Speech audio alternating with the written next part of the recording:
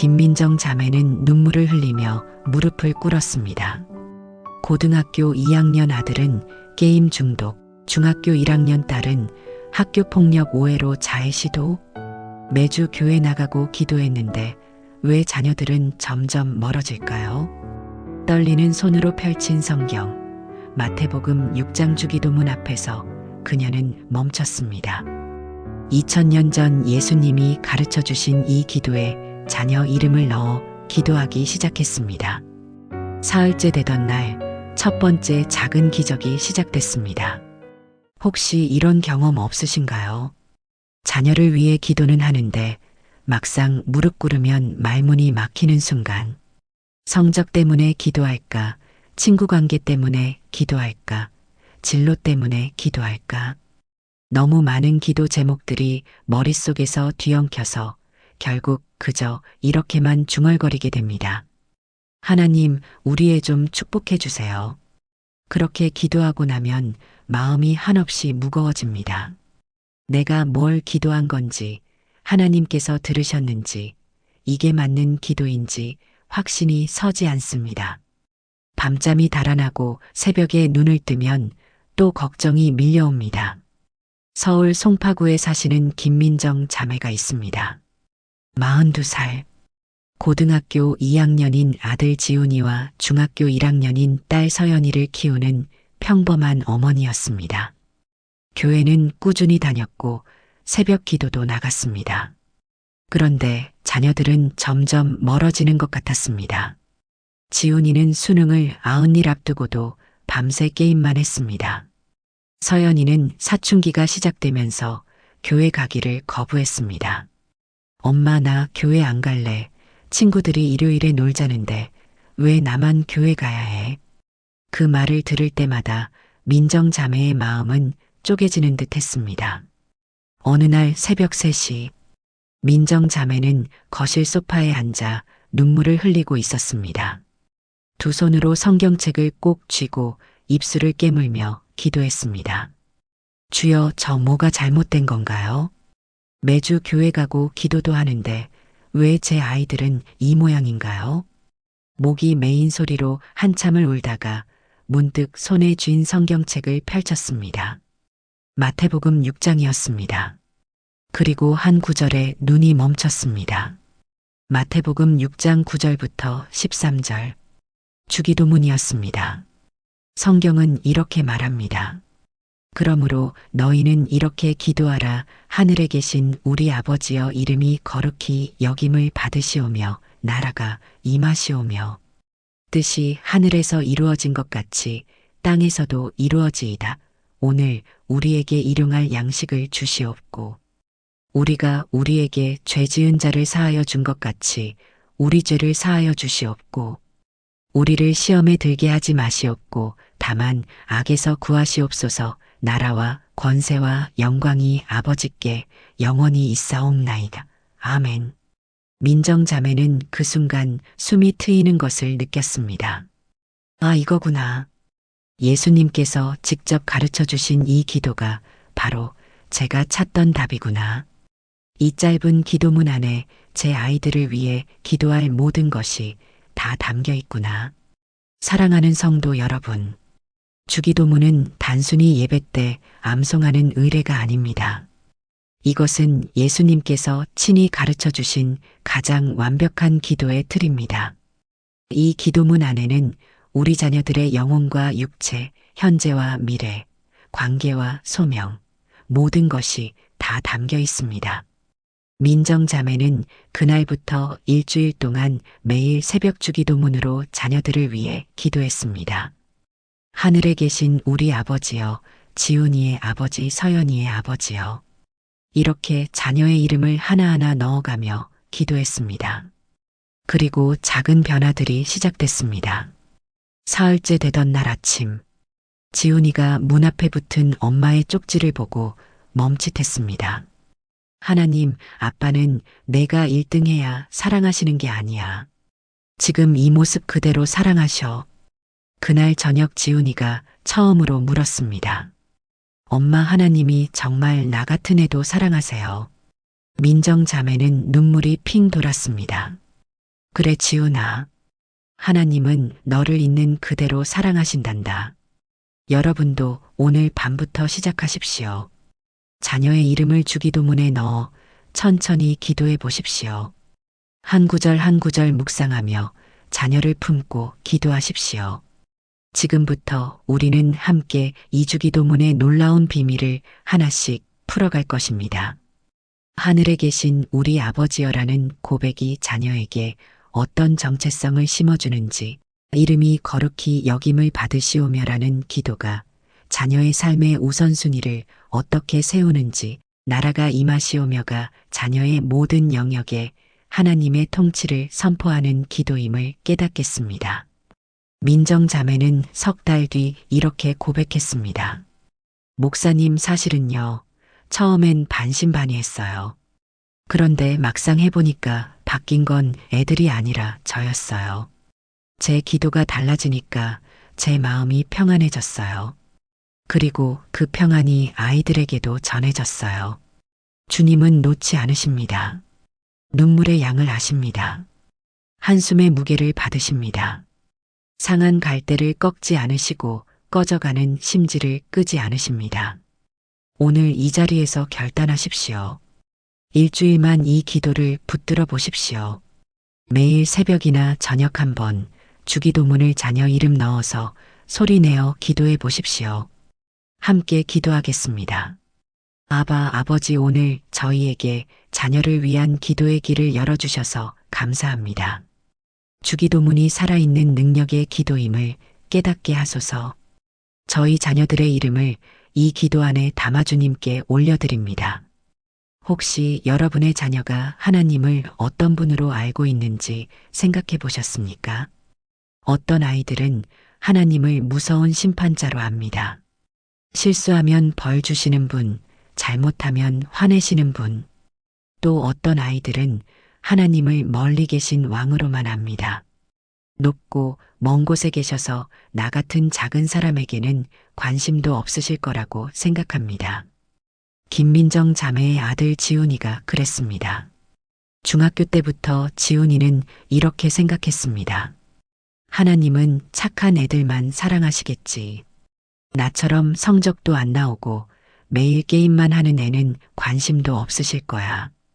그 생각이 지훈이의 마음을 꽁꽁 얼려버렸습니다. 교회는 다녔지만 기도는 하지 않았습니다.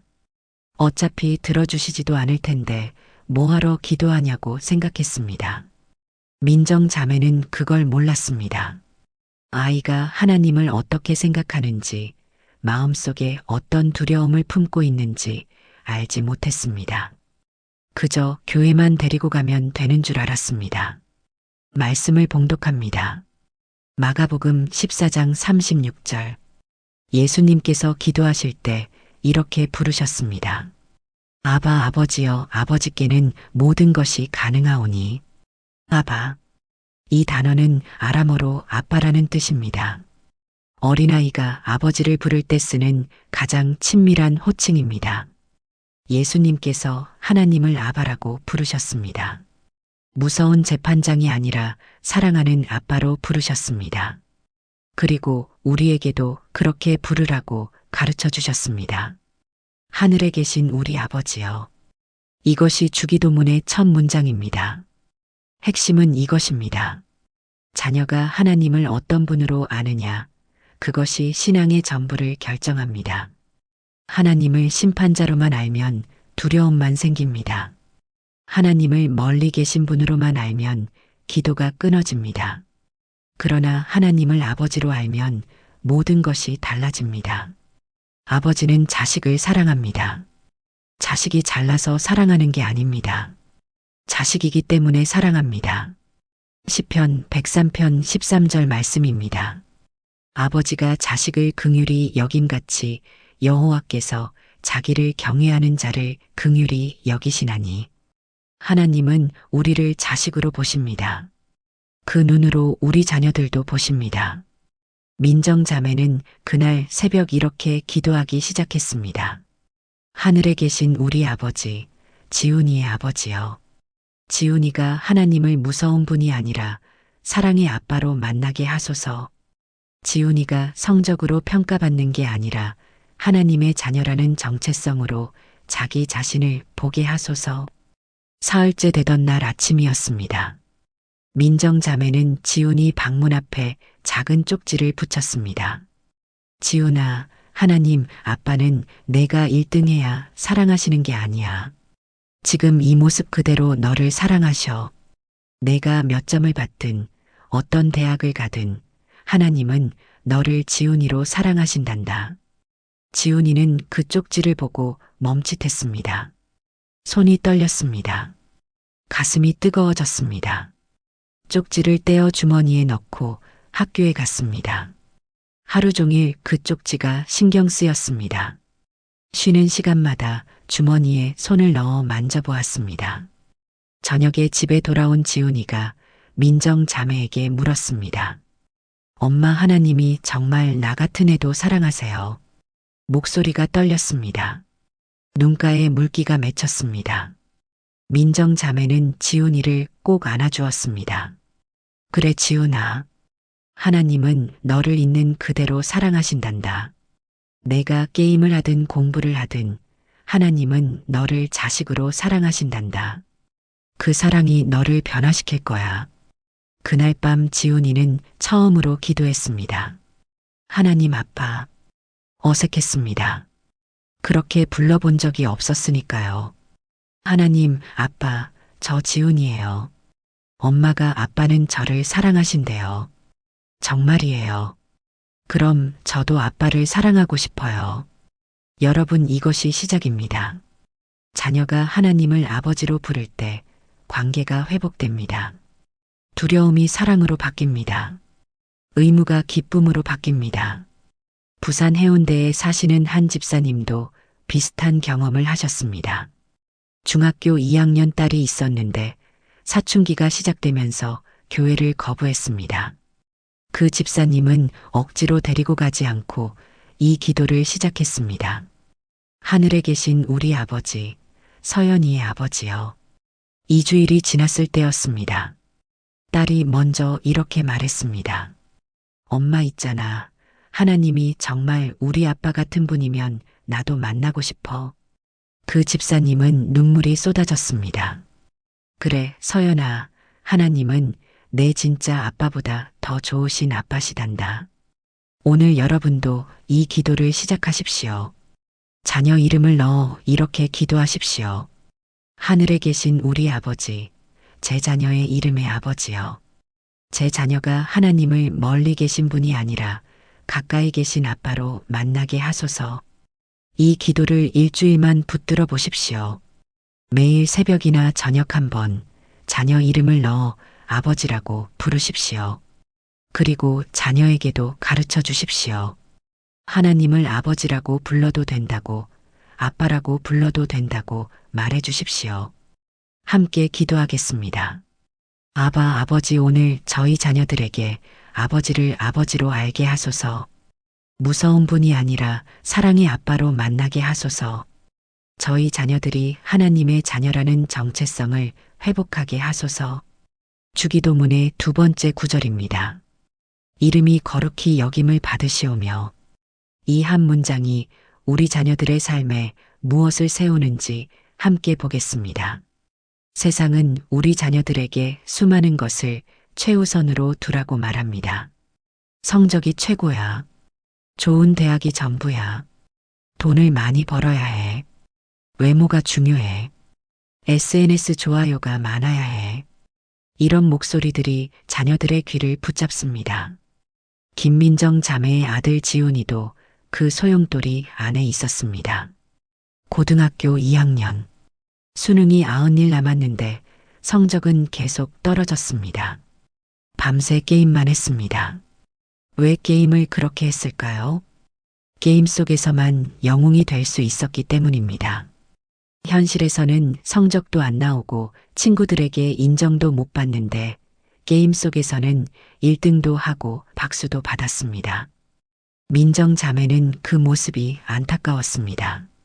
게임을 그만두라고 소리도 질러봤고 컴퓨터 선도 뽑아봤습니다. 하지만 소용없었습니다. 지훈이는 더 반항했고 방문을 잠갔습니다. 말씀을 봉독합니다.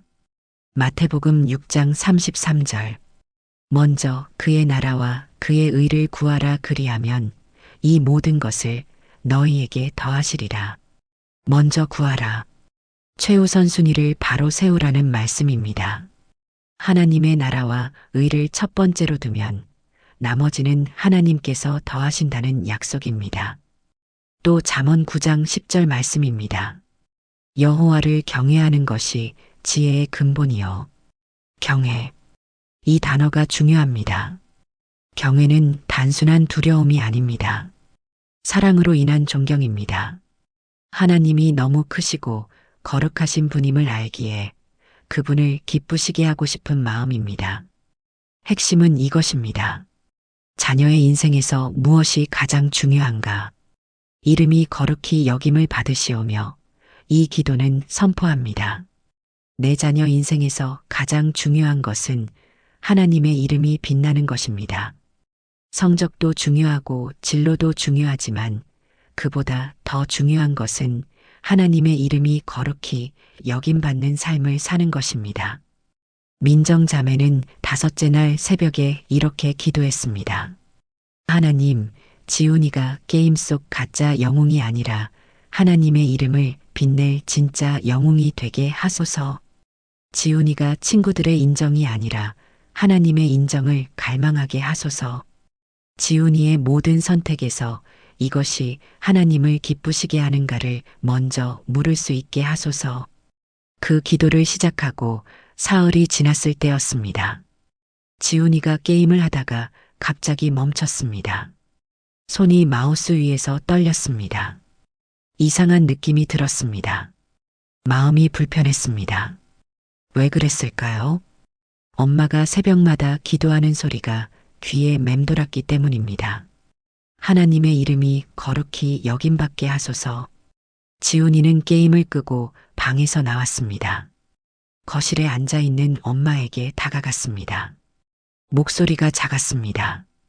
엄마, 나 게임할 때 왠지 하나님 생각하면 마음이 불편해져요. 이게 뭐예요? 민정 자매는 눈물이 핑 돌았습니다. 지훈아, 그게 경외심이란다. 하나님이 너를 사랑하셔서 내 마음에 불을 켜신 거야. 게임이 나쁜 건 아니야. 그런데 게임이 하나님보다 더 중요해지면 안 되는 거야. 하나님을 첫 번째로 두면 게임도 제자리를 찾게 돼. 인천 부평구에 사시는 이 권사님도 비슷한 간증을 하셨습니다. 중학교 3학년 아들이 있는데 친구들 따라 술을 마시고 들어온 적이 있었습니다. 그 권사님은 혼내지 않고 이 기도를 시작했습니다. 주님, 우리 민수가 친구들의 시선이 아니라 하나님의 시선을 의식하며 살게 하소서. 2주일 뒤였습니다. 또 친구들이 술 마시러 가자고 꼬드겼습니다. 민수는 거절했습니다. 친구들이 물었습니다. 야, 너 왜 그래? 민수는 이렇게 대답했습니다. 미안, 나 오늘 엄마가 나 위해 기도하신다고 하셨거든. 그 기도 배신할 수 없어. 친구들은 이상하게 봤지만 민수는 집으로 돌아왔습니다. 그날 밤 권사님에게 이렇게 말했습니다. 엄마, 나 술 안 마시고 왔어요. 엄마가 기도하신다고 생각하니까 못하겠더라. 이게 하나님을 경외하는 거예요. 여러분, 이것이 이름이 거룩히 여김을 받는다는 것입니다. 자녀가 무엇을 선택할 때 이것이 하나님을 기쁘시게 하는가를 먼저 묻는 것입니다. 친구들이 뭐라 하든 세상이 뭐라 하든 하나님의 이름이 빛나는 선택을 하는 것입니다. 이 기도를 일주일만 붙들어 보십시오. 매일 이렇게 기도하십시오.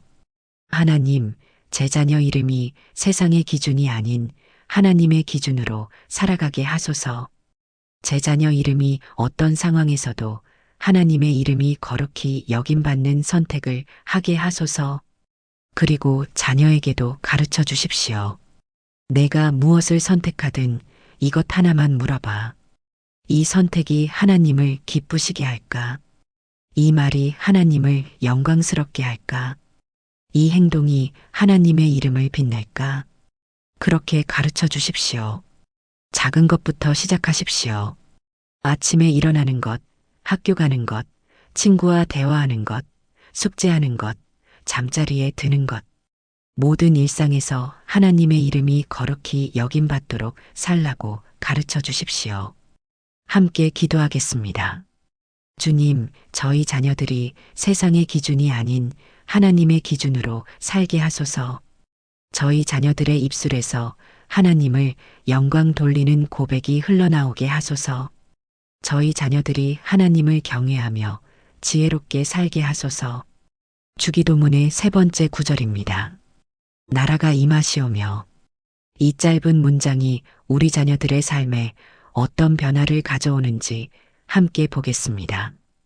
혹시 이런 경험 없으신가요? 자녀가 교회는 다니는데 일요일에만 하나님을 믿는 것 같은 느낌. 월요일부터 토요일까지는 하나님 없이 살다가 일요일 1시간만 교회 와서 예배드리고 다시 세상으로 나가는 모습. 학교에서는 친구들 따라가고 집에서는 자기 고집대로 살고 SNS에서는 세상 기준에 휩쓸리는 모습을 보면 마음이 무거워집니다. 김민정 자매의 딸 서연이가 그랬습니다. 중학교 1학년. 사춘기가 시작되면서 교회 가기를 거부했습니다. 엄마 나 교회 안 갈래. 친구들이 일요일에 놀자는데 왜 나만 교회 가야 해? 그 말을 들을 때마다 민정 자매의 가슴이 쪼개지는 듯 했습니다. 억지로 끌고 가봤자 마음이 없으면 소용없다는 걸 알았습니다. 민정 자매는 밤잠이 달아났습니다. 새벽에 눈을 뜨면 서연이 생각뿐이었습니다.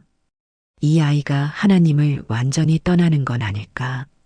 이 아이의 마음에 세상이 가득 차는 건 아닐까? 그 두려움이 목을 조였습니다. 말씀을 봉독합니다. 로마서 14장 17절입니다. 하나님의 나라는 먹는 것과 마시는 것이 아니요 오직 성령 안에 있는 의와 평강과 희락이라. 하나님의 나라. 이것은 단순히 천국만을 의미하지 않습니다. 하나님이 왕으로 다스리시는 모든 영역을 말합니다. 또 골로새서 1장 13절 말씀입니다. 그가 우리를 흑암의 권세에서 건져내사 그의 사랑의 아들의 나라로 옮기셨으니 하나님은 우리를 어둠에서 빛으로 사탄의 나라에서 하나님의 나라로 옮기셨습니다. 핵심은 이것입니다. 나라가 임하시오며 이 기도는 자녀 삶의 모든 영역에 하나님의 주권이 임하기를 선포하는 것입니다. 학교, 학원, 친구 관계, 온라인 세계, 방안, 마음속까지. 자녀가 발을 딛는 모든 곳, 자녀가 생각하는 모든 순간에 하나님이 왕으로 다스리시기를 구하는 기도입니다. 민정 자매는 6째 날 새벽에 이렇게 기도했습니다. 하나님, 서연이의 마음에 하나님의 나라가 임하게 하소서. 서연이가 친구들과의 약속보다 하나님과의 약속을 더 귀하게 여기는 날이 오게 하소서. 서연이의 학교에, 교실에, 친구들 사이에 하나님의 의와 평강과 희락이 흐르게 하소서. 2주일이 지났습니다. 어느 토요일 저녁이었습니다. 서연이가 거실로 나와 민정 자매 옆에 앉았습니다. 손을 꼭 모으고 침을 삼키는 소리가 들렸습니다. 목소리가 작았습니다. 엄마 있잖아. 내일 교회 갈래요. 친구랑 약속 다음 주로 미뤘어요. 민정 자매는 눈가에 물기가 맺혔습니다. 그래 서연아. 무슨 일 있었어? 서연이가 고개를 천천히 끄덕이며 말했습니다. 아니요. 그냥 요즘 엄마가 매일 새벽에 기도하시잖아요. 그 소리 들으면서 생각했어요. 하나님이 정말 나한테 중요한 분인가? 친구들이 더 중요한가? 그래서 결정했어요. 이번 주는 하나님을 선택할래요. 대전 유성구에 사시는 박 집사님도 비슷한 간증을 하셨습니다. 고등학교 1학년 아들이 있는데 스마트폰 중독이었습니다. 하루 종일 유튜브와 게임만 봤습니다. 밥 먹을 때도 걸을 때도 심지어 화장실에서도 폰을 놓지 않았습니다. 박 집사님은 이 기도를 시작했습니다. 주님, 우리 준혁이의 손에, 눈에, 마음에 하나님의 나라가 임하게 하소서. 준혁이가 스마트폰이 아니라 하나님의 말씀으로 마음을 채우게 하소서. 준혁이의 시간이 하나님의 통치 아래 놓이게 하소서. 한 달쯤 지났을 때였습니다. 준혁이가 스스로 폰 사용 시간 제한 앱을 깔았습니다. 하루 2시간으로 설정했습니다. 집사님이 물었습니다. 준혁아, 이거 누가 시켰어? 준혁이는 고개를 저으며 말했습니다. 아니요. 제가 한 거예요. 요즘 생각해 보니까 폰이 저를 지배하는 것 같았어요. 하나님이 저를 다스리셔야 하는데 폰이 저를 다스리고 있더라고요. 여러분, 이것이 나라가 임하는 것입니다. 억지가 아닙니다. 강제가 아닙니다. 자녀 스스로 하나님을 왕으로 모시기로 선택하는 것입니다.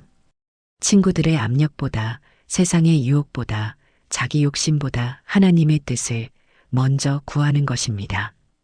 이 기도를 오늘부터 시작하십시오. 자녀의 구체적인 영역을 하나하나 기도로 덮으십시오. 자녀의 교실에 하나님의 나라가 임하게 하소서. 자녀의 친구 그룹에 하나님의 평강이 흐르게 하소서. 자녀의 SNS 계정에 하나님의 의가 드러나게 하소서. 작게라도 소리내어 선포하십시오. 우리 자녀 이름의 학교는 하나님의 나라입니다. 우리 자녀 이름의 방은 하나님의 성전입니다. 우리 자녀 이름의 마음은 하나님의 보좌입니다. 이렇게 선포하십시오. 그리고 자녀에게도 가르쳐 주십시오. 내 삶의 주인이 누구인지 생각해봐. 친구들이 너를 지배하고 있니? 게임이 너를 다스리고 있니? 아니면 하나님이 너의 왕이시니? 매일 아침 일어나서 이렇게 기도해봐. 주님, 오늘 제 삶의 왕으로 다스려 주세요. 주기도문의 4번째 구절입니다. 오늘 우리에게 일용할 양식을 주옵시고. 이 기도가 우리 자녀들에게 무엇을 채우는지 함께 보겠습니다. 혹시 이런 생각 해보신 적 없으신가요? 자녀에게 좋은 것 다 해주고 싶은데 힘이 부칩니다. 학원비, 과외비, 교재비. 돈이 아무리 있어도 모자랍니다. 더 좋은 환경 만들어주고 싶은데 형편이 안 됩니다. 그 마음이 자책으로 변하고 자책이 무력감으로 변합니다. 김민정 자매도 그랬습니다. 맞벌이를 했지만 늘 빠듯했습니다. 아침밥 차려줄 시간도 없어서 용돈만 쥐어줬습니다. 지훈이와 서연이는 편의점에서 삼각김밥으로 아침을 때웠습니다. 민정 자매는 그게 늘 마음에 걸렸습니다. 나는 엄마 자격이 없는 것 같다. 애들한테 밥 한 끼 제대로 못 차려주면서 무슨 엄마냐. 어느 날 새벽이었습니다. 민정 자매는 이 구절 앞에서 멈췄습니다. 오늘 우리에게 일용할 양식을 주옵시고. 눈물이 핑 돌았습니다. 주님, 저는 애들한테 일용할 양식도 못 주는 엄마입니다. 말씀을 봉독합니다. 마태복음 4장 4절입니다. 예수께서 대답하여 이르시되 기록되었으되 사람이 떡으로만 살 것이 아니요 하나님의 입으로부터 나오는 모든 말씀으로 살 것이라 하였느니라. 일용할 양식? 이것은 단순히 먹을 것만을 의미하지 않습니다. 또 요한복음 6장 35절 말씀입니다. 예수께서 이르시되 나는 생명의 떡이니 내게 오는 자는 결코 줄이지 아니할 터이요. 예수님이 생명의 떡이십니다. 핵심은 이것입니다. 일용할 양식은 육체의 양식과 영혼의 양식 둘 다를 의미합니다. 자녀에게 필요한 것은 밥만이 아닙니다. 하나님의 말씀, 지혜, 평안, 용기, 분별력. 이 모든 것이 일용할 양식입니다. 오늘 하루를 살아갈 힘, 오늘 필요한 모든 것을 하나님께서 공급하신다는 약속입니다. 민정 자매는 깨달았습니다. 아, 내가 학원비는 주면서 정작 말씀의 양식은 못 줬구나. 애들 배는 채우려 하면서 영혼은 굶기고 있었구나. 그날부터 민정 자매는 이렇게 기도했습니다. 하나님, 지훈이와 서연이에게 오늘 하루 필요한 모든 양식을 주소서. 학교에서 필요한 지혜, 친구 관계에서 필요한 분별력, 그리고 무엇보다 하나님 말씀의 양식을 날마다 공급하소서. 그리고 결정했습니다. 회사를 그만두기로 했습니다. 20년 근속이었지만 포기했습니다. 돈보다 중요한 게 있다는 걸 알았기 때문입니다. 다음 날 아침이었습니다. 15년 만에 차려진 아침 식탁. 된장찌개, 계란말이, 김구이, 밥. 지훈이와 서연이가 내려왔습니다. 멈칫했습니다. 눈이 커졌습니다. 엄마 이게 뭐예요? 민정 자매는 웃으며 말했습니다. 엄마가 하나님께 배웠어. 일용할 양식은 돈이 아니라 오늘 필요한 거래. 너희한테 오늘 필요한 건 학원비가 아니라 엄마 손으로 만든 따뜻한 밥 한 끼였어. 서연이의 눈가에 물기가 맺혔습니다. 엄마 나 초등학교 졸업하고 이런 거 처음 먹어봐. 지훈이가 숟가락을 들다가 멈췄습니다. 엄마 기도 먼저 해도 돼요. 민정 자매는 눈물이 핑 돌았습니다. 그래 지훈아. 내가 해줄래. 지훈이의 목소리가 떨렸습니다. 하나님 아버지. 이 밥 먹을 수 있게 해주셔서 감사해요. 그리고 엄마가 학교 그만두신 거 제 때문인 거 알아요. 미안하고 감사해요. 아멘. 광주 북구에 사시는 최 권사님도 비슷한 간증을 하셨습니다. 고등학교 3학년 딸이 수능 스트레스로 밥을 안 먹었습니다. 체중이 10kg이나 빠졌습니다. 최 권사님은 이 기도를 시작했습니다. 주님, 우리 수진이에게 오늘 필요한 양식을 주소서. 그리고 매일 아침 딸에게 문자를 보냈습니다. 오늘의 말씀 시편 23편 1절. 여호와는 나의 목자시니 내게 부족함이 없으리로다. 한 달쯤 지났을 때였습니다. 수진이가 아침 식탁에 앉아 밥을 한 숟가락 떴습니다. 천천히 입에 넣었습니다. 삼켰습니다. 토하지 않았습니다. 권사님은 두 손을 꼭 모으고 속으로 기도했습니다. 주님 감사합니다. 여러분, 일용할 양식은 오늘 필요한 것입니다. 내일 걱정하지 마십시오. 오늘만 구하십시오. 자녀에게 오늘 하루 살아갈 힘을 달라고 기도하십시오. 오늘 학교에서 필요한 집중력, 오늘 친구와의 대화에서 필요한 지혜, 이렇게 구체적으로 구하십시오. 그리고 자녀에게 말씀의 양식을 먹이십시오. 매일 아침 한 구절이라도 좋습니다. 문자로 보내주십시오. 작은 말씀 한 줄이 자녀의 하루를 지킵니다. 함께 기도하겠습니다. 아바 아버지, 저희 자녀들에게 오늘 하루 필요한 모든 양식을 주소서. 육체의 건강, 마음의 평안, 그리고 무엇보다 영혼을 살찌우는 하나님의 말씀을 날마다 공급하소서. 주기도문의 5째 구절입니다. 우리가 우리에게 죄 지은 자를 사하여 준 것 같이 우리 죄를 사하여 주시옵고. 이 기도가 우리 자녀들의 마음에 무엇을 심는지 함께 보겠습니다. 혹시 이런 모습 보신 적 없으신가요? 자녀가 친구와 다퉜는데 용서를 못합니다. 밤마다 그 일 생각하며 일을 갑니다. 억울해요, 분해요, 미워요. 그 감정이 자녀의 마음을 갉아먹습니다. 웃음이 사라지고 표정이 어두워집니다. 부모 마음도 무너집니다. 어떻게 해야 할지 모르겠습니다. 김민정 자매의 딸 서연이가 그랬습니다. 중학교 1학년. 가장 친한 친구와 크게 다퉜습니다. 친구가 서연이 비밀을 반 전체에 퍼뜨렸습니다. 서연이는 배신감에 무너졌습니다. 밤마다 울었습니다. 민정 자매가 물었습니다. 서연아, 그 친구한테 용서해주면 안 될까? 서연이는 고개를 세차게 저었습니다. 싫어요. 절대 용서 안 해요. 그 애 때문에 저 학교에서 망신당했어요. 민정 자매는 가슴이 한없이 무거웠습니다. 딸의 마음에 미움이 뿌리내리는 게 보였습니다. 그 미움이 딸을 병들게 했습니다. 밥도 안 먹고 학교도 가기 싫어했습니다. 밤잠이 달아나고 악몽을 꿨습니다. 말씀을 봉독합니다. 에베소서 4장 32절입니다. 서로 친절하게 하며 불쌍히 여기며 서로 용서하기를 하나님이 그리스도 안에서 너희를 용서하심과 같이 하라. 하나님이 먼저 우리를 용서하셨습니다. 그 용서를 받은 우리가 이제 남을 용서하는 것입니다. 또 마태복음 6장 14절부터 15절 말씀입니다.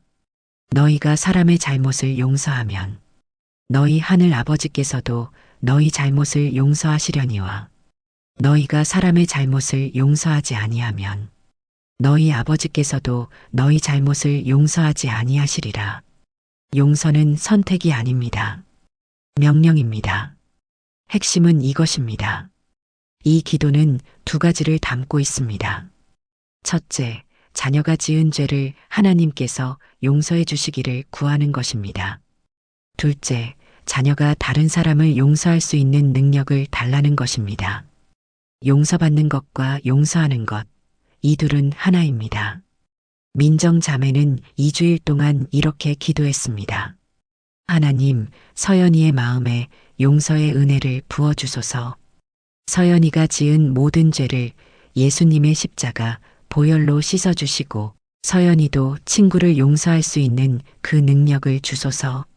서연이의 마음에 쌓인 미움과 원망을 하나님의 사랑으로 녹여주소서. 일주일이 지났을 때였습니다. 서연이가 거실로 나왔습니다. 손에 핸드폰을 쥐고 있었습니다. 손이 떨렸습니다. 입술을 깨물었습니다. 엄마, 저 친구한테 문자 보내도 돼요? 민정 자매는 두 손을 꼭 모으며 물었습니다.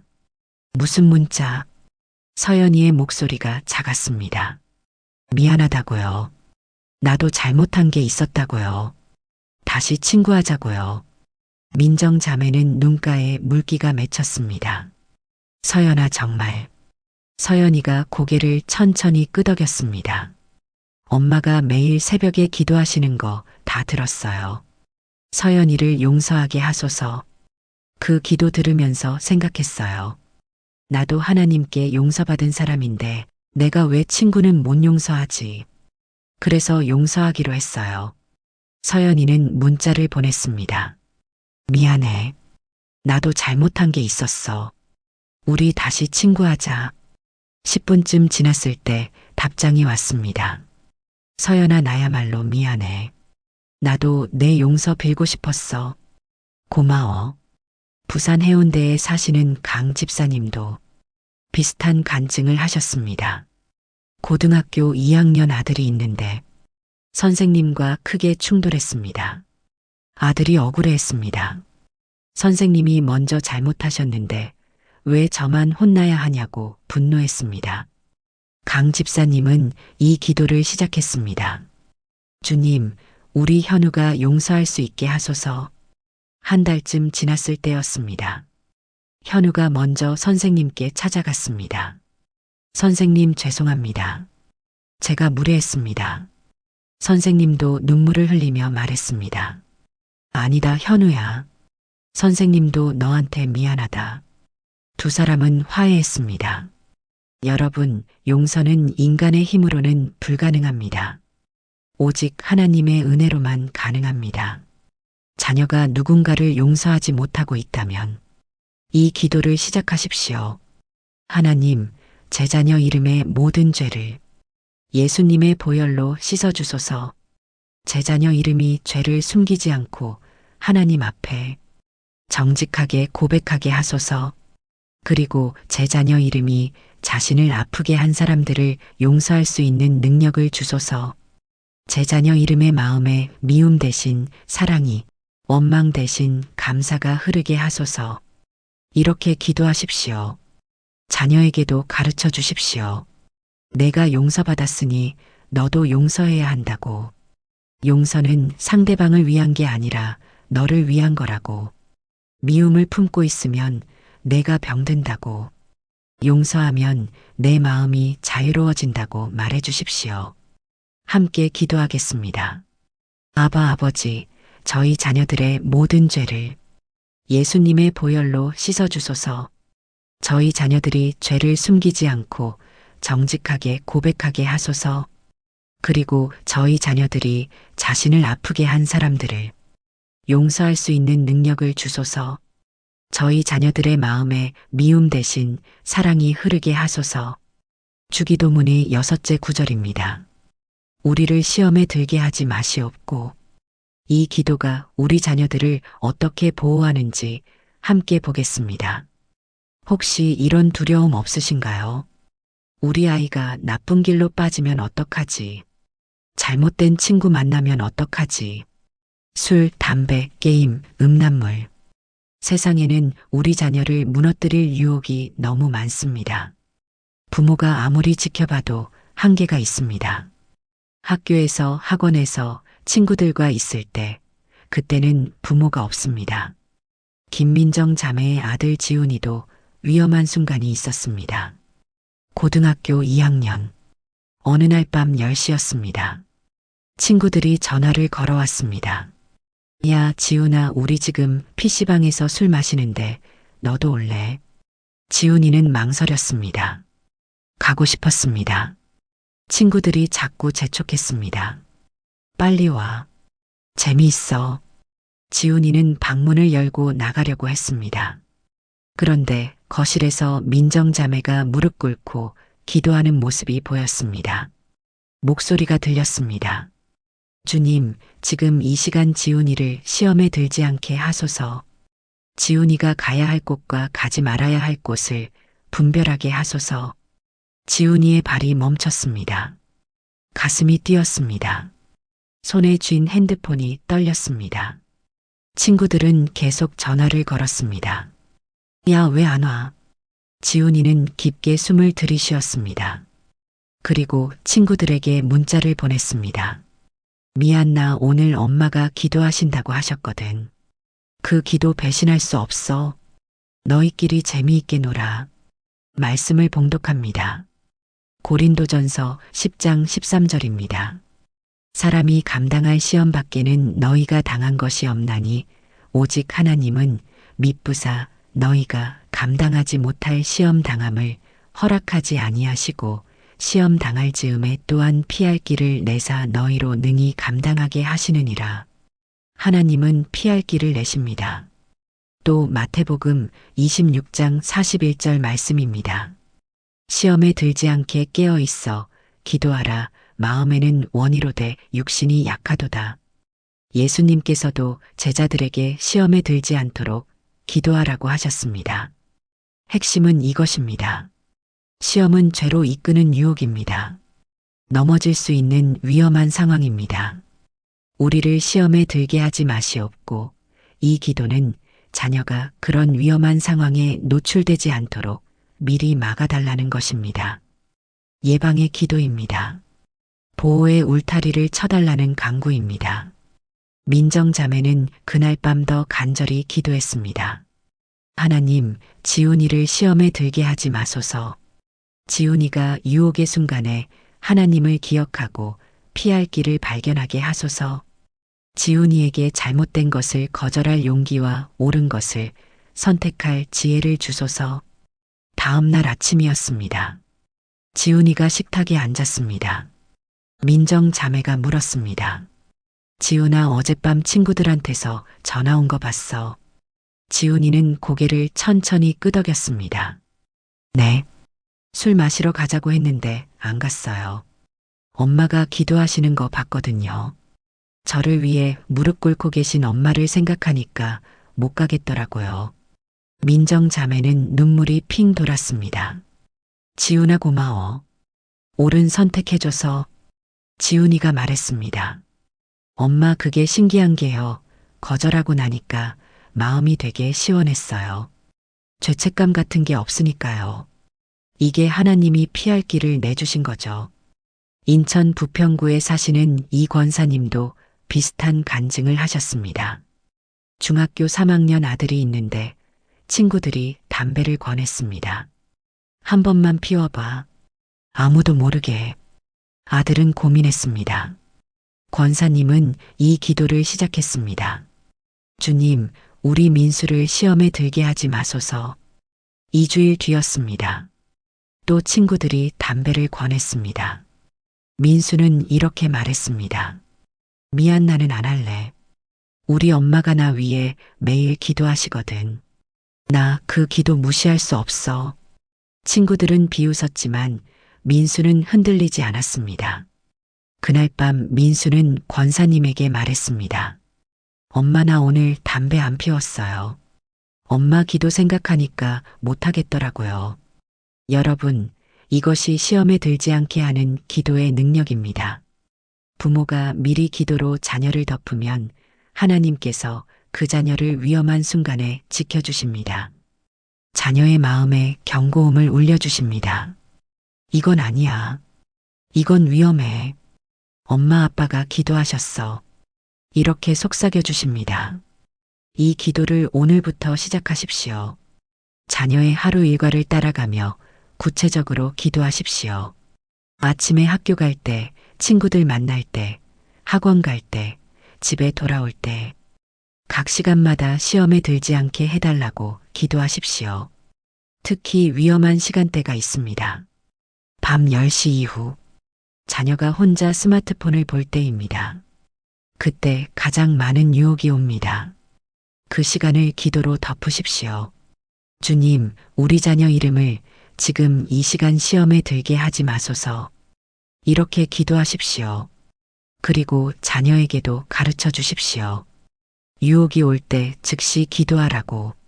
주님, 저를 시험에 들게 하지 마소서. 이 한 문장만 기도해도 됩니다.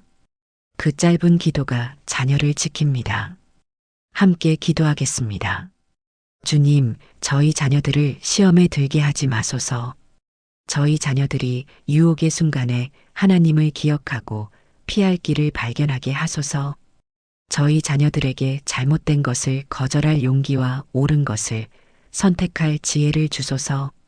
저희 자녀들 주변에 하나님의 보호 울타리를 세워주소서. 주기도문의 7째 구절입니다. 다만 악에서 구하옵소서. 이 기도가 우리 자녀들을 어떻게 지키는지 함께 보겠습니다. 김민정 자매는 어느 날 밤 서늘한 공기 속에서 잠에서 깼습니다. 새벽 2시, 가슴이 두근거렸습니다. 숨이 가빠졌습니다. 이유를 알 수 없는 불안이 밀려왔습니다. 지훈이와 서연이 방문을 천천히 열어봤습니다. 아이들은 잘 자고 있었습니다. 하지만 마음이 무거웠습니다. 거실로 나와 소파에 앉았습니다. 두 손을 꼭 모으고 낮게 떨리는 숨을 고르며 기도했습니다. 주님, 이 불안이 뭔가요? 왜 이렇게 마음이 답답한가요? 그때 한 구절이 떠올랐습니다. 다만 악에서 구하옵소서. 민정 자매는 그 순간 알았습니다. 이건 단순한 걱정이 아니라 영적인 경고라는 것을. 자녀들이 겪는 문제의 배후에는 보이지 않는 싸움이 있습니다. 우리의 대적은 혈과 육이 아닙니다. 사탄은 우리 자녀들을 넘어뜨리려 합니다. 게임 중독, 친구 갈등, 성적 하락. 이 모든 것 뒤에 악한 영의 공격이 있을 수 있습니다. 여러분의 마음을 압니다. 밤마다 자녀 생각에 잠 못 이루시죠? 혹시 내 아이에게 나쁜 일이 생기는 건 아닐까? 혹시 누가 내 아이를 해치는 건 아닐까? 그 두려움이 가슴을 조이죠. 하지만 오늘 이 말씀을 붙드십시오. 우리에게는 더 강한 분이 계십니다. 말씀을 봉독합니다. 요한일서 4장 4절입니다. 자녀들아, 너희는 하나님께 속하였고 또 그들을 이기었나니 이는 너희 안에 계신 이가 세상에 있는 자보다 크심이라. 우리 안에 계신 하나님이 세상에 있는 사탄보다 크십니다. 또 에베소서 6장 12절 말씀입니다. 우리의 씨름은 혈과 육을 상대하는 것이 아니요 통치자들과 권세들과 이 어둠의 세상 주관자들과 하늘에 있는 악의 영들을 상대함이라. 우리는 영적 전쟁 중입니다. 핵심은 이것입니다. 다만 악에서 구하옵소서. 이 기도는 영적 전쟁을 선포하는 기도입니다. 단순히 나쁜 일에서 보호해 달라는 것이 아닙니다. 사탄의 모든 계략을 무너뜨려 달라는 것입니다. 악한 영의 공격으로부터 완전히 보호해 달라는 간구입니다. 민정 자매는 그날 새벽부터 이렇게 기도하기 시작했습니다. 하나님, 지훈이와 서연이를 악에서 구하소서. 사탄이 우리 아이들을 넘어뜨리려는 모든 계략을 무너뜨려 주소서. 우리 아이들을 둘러싼 하나님의 보호의 울타리를 세워주시고 악한 영의 공격으로부터 완전히 보호해 주소서. 일주일쯤 지났을 때였습니다. 지훈이가 학교에서 이상한 일을 겪었습니다. 복도에서 선배들이 지훈이를 불렀습니다. 야, 너 우리랑 같이 좀 가자. 분위기가 심상치 않았습니다. 지훈이는 본능적으로 위험을 느꼈습니다. 그 순간 어디선가 목소리가 들렸습니다. 지금 도망쳐. 지훈이는 뒤도 돌아보지 않고 교무실로 뛰어갔습니다. 나중에 알고 보니 그 선배들은 지훈이를 옥상으로 데리고 가서 돈을 뜯으려 했다고 합니다. 지훈이가 도망친 덕분에 화를 면했습니다. 그날 저녁 지훈이는 민정 자매에게 말했습니다. 엄마, 오늘 이상한 일이 있었어요. 갑자기 도망치라는 목소리가 들려서 뛰었는데 그게 하나님 목소리였던 것 같아요. 대전 유성구에 사시는 박 집사님도 비슷한 간증을 하셨습니다. 고등학교 1학년 아들이 있는데 어느 날 갑자기 우울증이 왔습니다. 아무 이유 없이 눈물만 나고 죽고 싶다는 말을 했습니다. 박 집사님은 이것이 단순한 우울이 아니라 영적 공격임을 직감했습니다.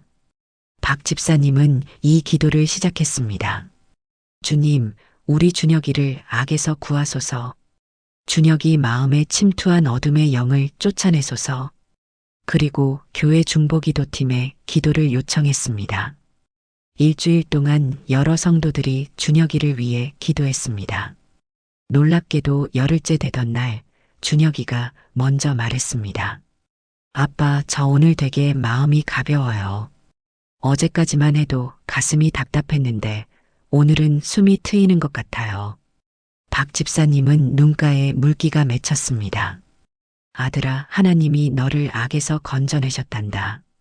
여러분, 이것이 악에서 구하는 기도의 능력입니다.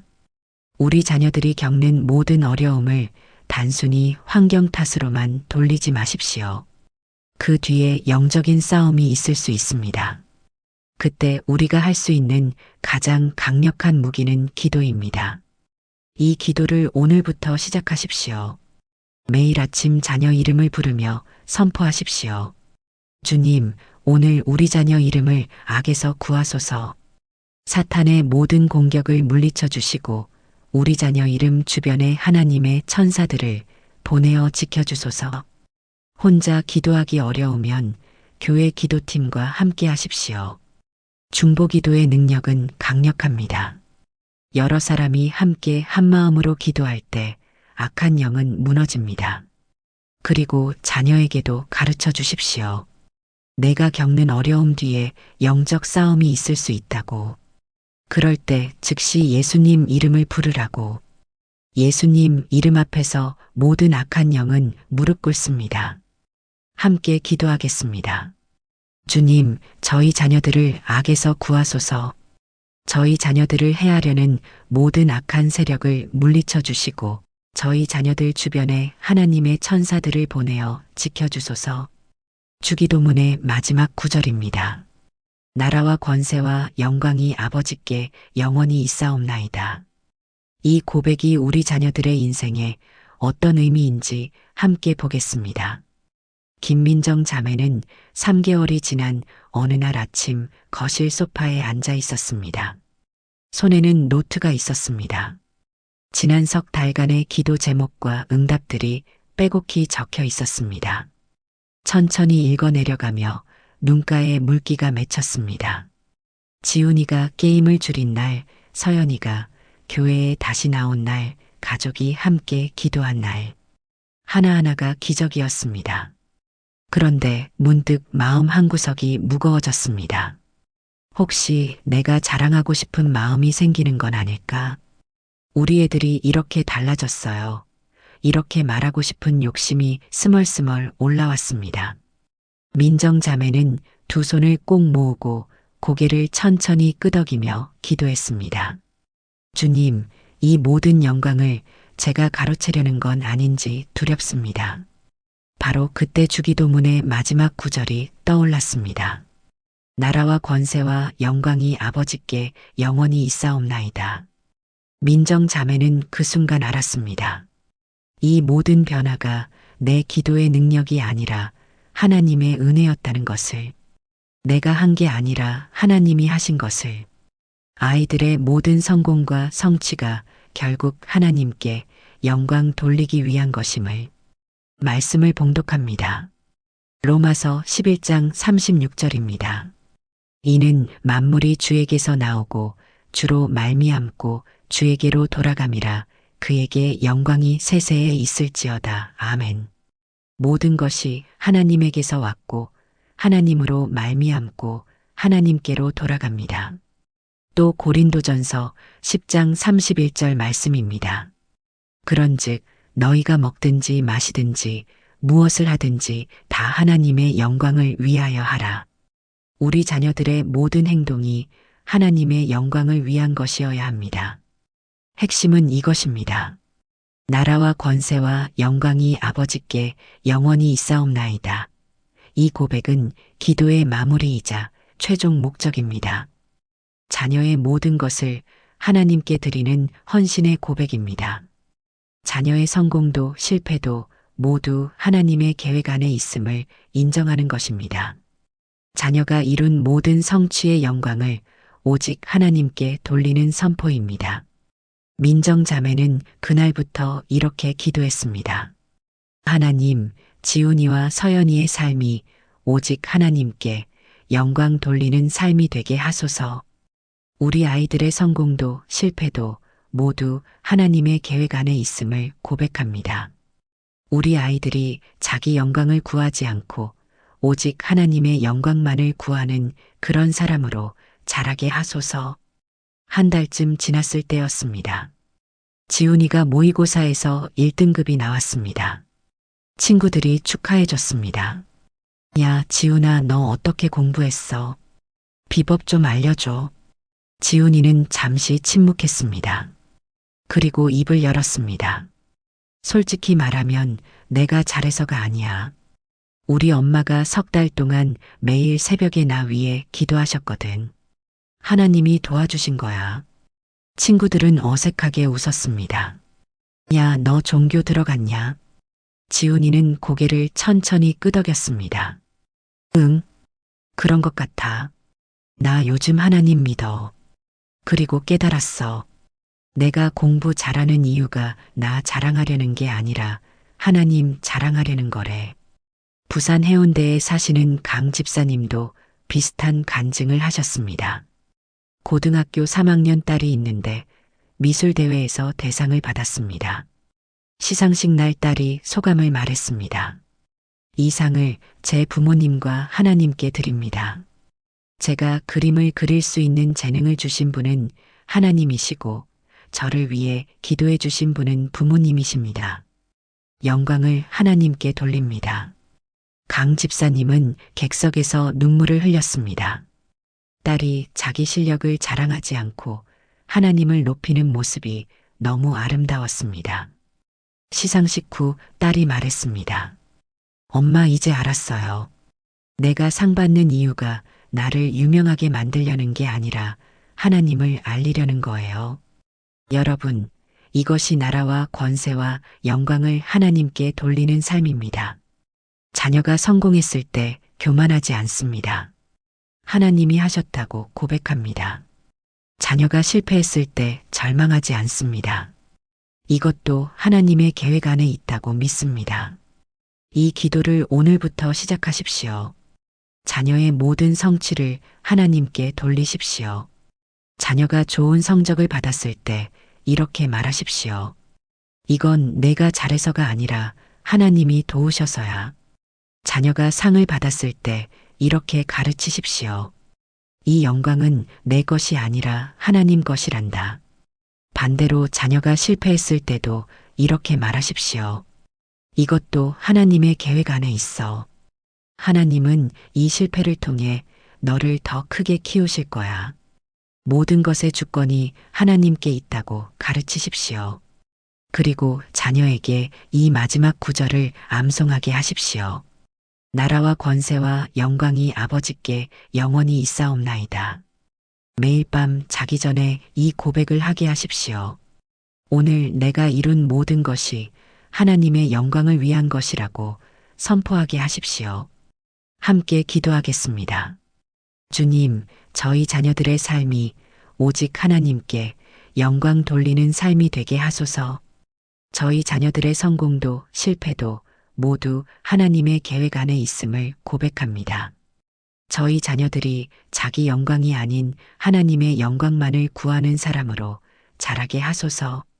주기도문은 단순한 암송이 아니라 자녀의 인생 전체를 품는 살아있는 기도였습니다.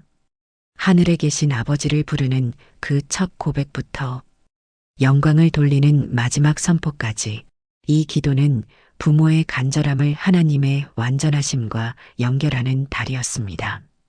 오늘 밤 여러분이 자녀의 이름을 넣어 이 기도를 시작할 때 2000년 전 예수님께서 가르쳐 주신 그 능력이 지금 여기에서도 똑같이 역사할 것입니다. 주님은 기다리고 계십니다. 구독과 좋아요 눌러주시면 자녀의 인생에도 축복이 찾아옵니다.